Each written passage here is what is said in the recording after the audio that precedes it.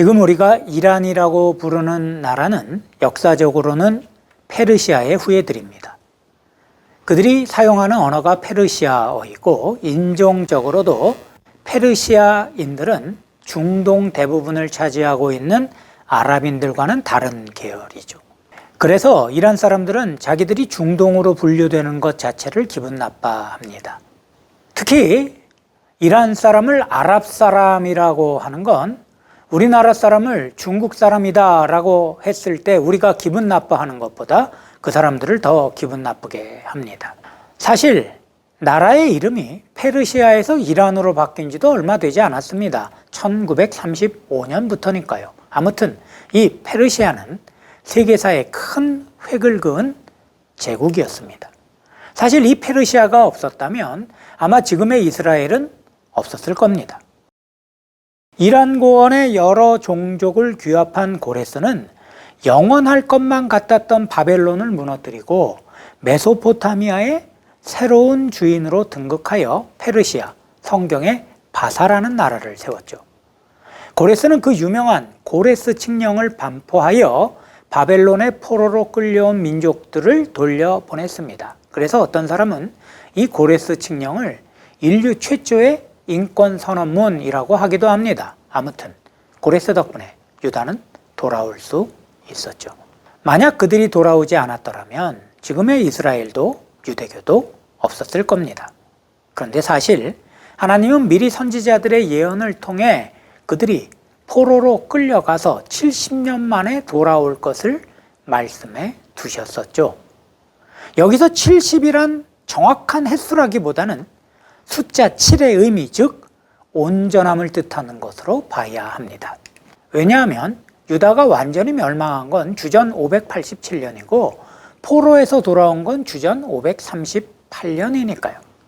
물론 포로로 끌려간 일이 1차가 주전 605년, 2차로 597년, 3차는 586년 이렇게 세 차례에 걸쳐 일어난 일이고 귀환한 것도 주전 536년 스룹바벨이 총독으로 부임할 때를 1차로, 주전 458년 에스라가 돌아왔을 때를 2차로, 3차는 느헤미야가 주전 444년에 돌아온 때 이렇게 세 번에 걸친 일이니 억지로 꽤 맞추면 70에 가까운 숫자가 나올 수도 있겠지만 말입니다.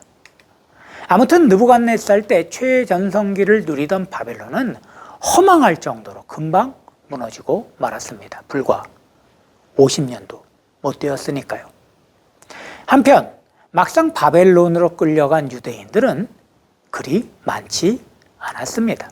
정확한 인원을 확인하긴 어렵지만 적게는 수천 명 수준으로 보는 학자들부터 약 2, 3만 명가량으로 추정하는 학자들도 있습니다.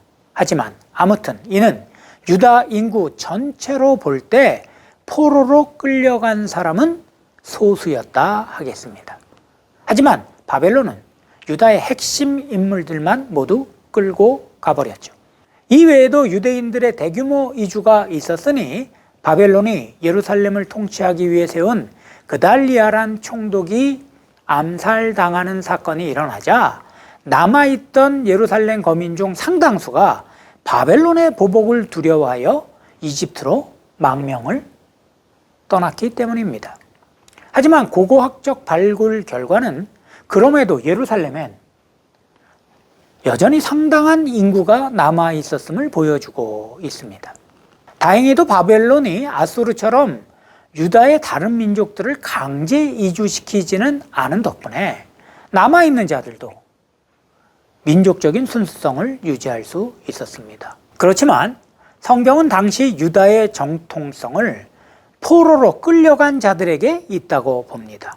왜냐하면 당시 끌려갔던 사람들은 그야말로 최정의 엘리트들로 정치와 종교 분야는 물론 학계와 경제계를 비롯하여 각종 기술자까지 사회 모든 분야의 지도자들이 다 포함되어 있었기 때문이죠.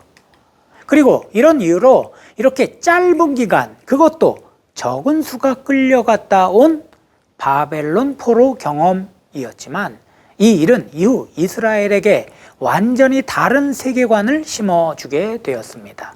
당시 바벨론은 마르둑이란 신을 섬기고 있었습니다. 이 사진을 기억하시나요? 바로 지구라트죠.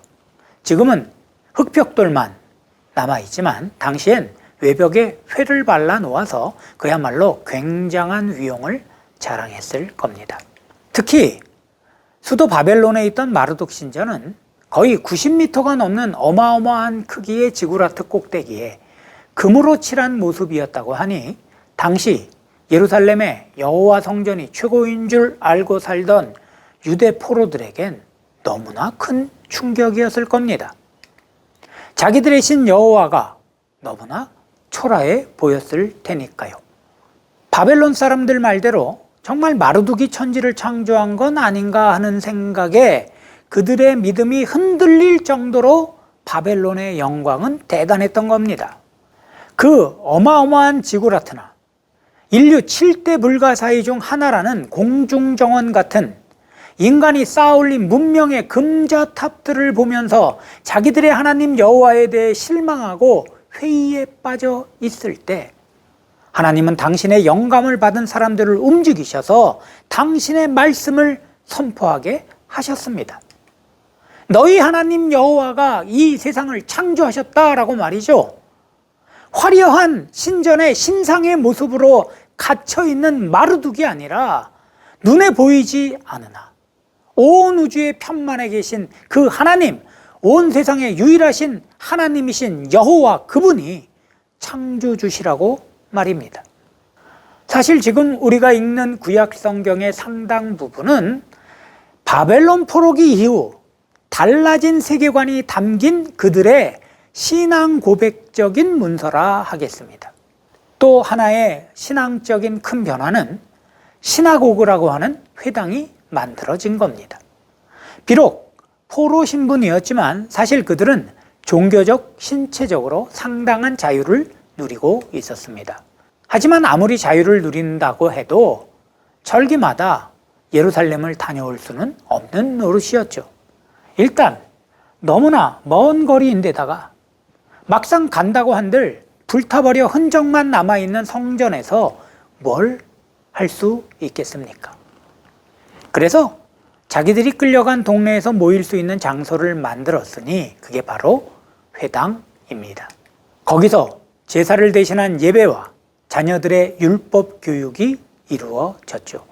이는 불행 중 다행으로 아수르로 끌려간 북이스라엘과는 달리 유다의 포로들이 비교적 한정된 지역으로 이주당하여 모여 살 수 있었기 때문에 가능했던 일이기도 합니다.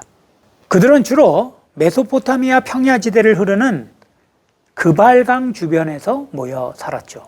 대표적인 동네가 성경식 표현으로는 델 아비비고 로마식 발음으로는 텔 아비브죠. 봄의 언덕 혹은 홍수의 언덕이란 뜻으로 지금 이스라엘의 수도가 텔 아비브인 건 그들이 자기들의 조상들의 일을 잊지 않으려는 태도에서 온 것입니다. 아무튼 이후 그들이 돌아왔을 때도 이 전통은 계속 이어져 동네마다 회당이 세워진 거죠. 그리고 지금까지도 유대인들이 사는 곳이라면 어디든 회당이 있습니다. 유대인들이 살던 유럽의 오래된 도시를 가보면 거기엔 반드시 회당이 있는 걸 볼 수 있죠. 이 사진은 이란의 하마단이란 곳에 있는 에스더와 모르드게의 무덤입니다. 또한 이곳은 유대교 회당으로도 사용되고 있습니다. 여전히 유대인 랍비가 남아 관리하고 있죠. 이는 포로기가 끝나고 모든 유대인이 다 귀국한 건 아님을 보여줍니다. 이미 거기에 자리를 잡아 삶의 터전을 마련한 사람 중엔 귀환하지 않은 사람들도 있었던 거죠. 바로 에스더서가 그렇게 남아있던 유대인들의 이야기이고 이 사진의 유대인 랍비를 비롯한 남은 유대인들의 후손들이 그렇게 2500년 가까이 이 회당을 지켜온 겁니다. 그것도 무슬림 사이에서 말이죠. 아무튼 이렇게 마을마다 세워진 회당은 이스라엘에서는 훗날 예수님 초기 사역의 근거지가 되었으며 흩어진 유대인 공동체에 의해 당시 지중해 세계 곳곳에 세워진 회당들은 사도 바울의 선교의 전초기지 노릇을 톡톡히 해냈습니다. 그러니까 회당은 유대교뿐만 아니라 우리 기독교 역사에도 한몫한 것입니다. 시간 관계상 다 설명할 수는 없으나 바벨론 포로기는 그 밖에도 이스라엘의 종교적이고 신학적인 엄청난 변화를 가져오기도 했습니다. 그러니까 만약 이 고난과 수치에 70년이 없었다면 지금의 유대교는 물론 우리 기독교도 존재할 수 없었을 겁니다. 하지만 그들이 돌아올 수 있었던 건 그들의 신앙 고백 때문도 회당 때문도 신앙적 변화가 일어나서도 아닙니다. 표면상 고레스 대왕의 명령 때문처럼 보이지만 사실 역사적 정황은 새로운 구원 역사를 시작하시려는 하나님의 의도가 있었다는 걸 보여주고 있죠. 이제 돌아온 그들은 어떻게 되었을까요? 그리고 예수 그리스도의 구속사와 이 일은 어떻게 연결되는 걸까요? 다음 학기에 계속해서 이 이야기들을 풀어가겠습니다. 한 학기 동안 경청해 주셔서 감사합니다.